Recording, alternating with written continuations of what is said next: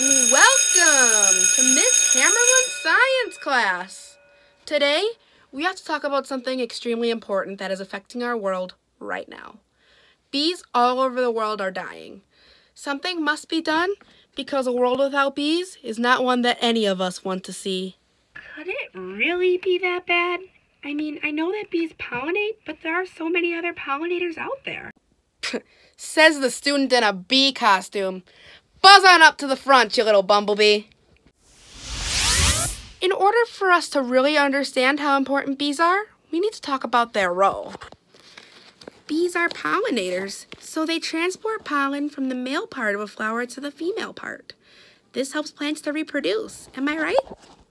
Yep, you're right. Flowers have evolved to be bright and fragrant in order to attract bees. Bees have fuzzy bodies that act as a Velcro for pollen. The plants benefit because they are able to reproduce, and bees benefit because they must gather large amounts of nectar to feed their young. Because all organisms involved benefit, this relationship is called mutualism. Alright, but I still want to know why bees in particular are so important when there are other pollinators like butterflies and hummingbirds. You're right, Jenny. There are other pollinating animals, and some plants are capable of self-pollination for reproduction. However, bees are the most important pollinators because worldwide, they pollinate about 70 to 80% of all fruits, vegetables, and nuts. They are also super effective at their jobs, as a single bee colony can pollinate 300 million flowers in a day. Avocados, apples, and cherries are over 90% dependent on bee pollination, while almonds are completely dependent on them. Many foods that we eat today would either cease to exist or become very scarce if all the bees disappeared. I just thought of something. Since a lot of those foods are so reliant on bees, if bees went extinct, wouldn't that cause a market collapse? People buy those foods all the time, and a lot of people make a living growing and selling them. You're right. Bees provided over $19 billion in added value to the agriculture business in 2010. The main reasoning for this is honey. Whether or not you agree that eating honey is morally correct, you cannot deny that people love honey.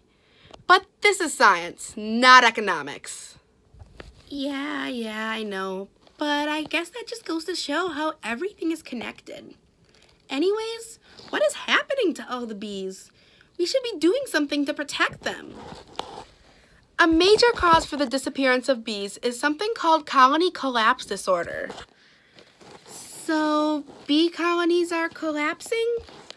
Colony collapse disorder, or CCD, is the phenomenon that occurs when the majority of worker bees in a colony die and leave behind a queen, plenty of food, and a few nurse bees to care for the remaining immature bees and the queen. So, what's the cause? Actually, researchers haven't been able to isolate a single reason. However, there are several theories out there. One of these is increased losses due to the invasive varroa mite. There are also new or emerging diseases such as the Israeli acute paralysis virus and the gut parasite nosema. Pesticide poisoning through exposure to pesticides applied to crops or for in-hive insect or mite control is one of the most popular theories out there. Another theory about CCD is related to beekeeping and the stress bees experience due to management practices, like transporting to multiple locations across the country for pollination services. Inadequate forage or poor nutrition are also potential causes. Okay, wow. Is anything being done about this? Efforts are being taken to save our bees. In some areas, certain pesticides that have been proven to have devastating effects on bees have been banned. There is a lot of research going into possible solutions, as well as finding the main cause of colony collapses. Yeah, but what can I do? Plant things that bees like, such as goldenrod, lavender, or bee balm. Stop using pesticides in your garden and instead use organic means of pest control. And if you can, provide bee habitats and allow your veggies to go to seed after harvest. These are small steps that we can all take to save our bees. I will. Wait. Before you say something cheesy, let me say something.